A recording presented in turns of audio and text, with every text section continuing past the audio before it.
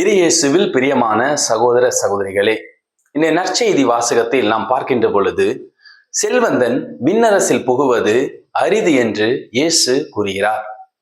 ஏனென்றால் செல்வத்தின் மீதான பற்று மனிதனை கடவுளிடமிருந்து விலக்குகிறது என்று உணர்த்துகிறது. மனிதர்களின் மதிப்பு அவர்களிடத்தில் உள்ள செல்வத்தில் அல்ல, மாறாக அன்பிலும் மனித நேயத்திலும் மற்றும் கடவுளிடத்தில் உள்ள அன்பிலும் இருக்கிறது.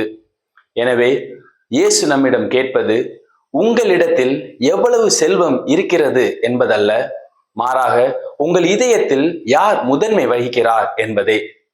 ஆகவே விண்ணரசை நாம் அடைய நம்மிடம் உள்ளதை மற்றவர்களுக்கு பகிர்ந்து வாழும்போது நாம் இறைவனுக்கு உகந்த பிள்ளைகளாக வாழ முடியும்.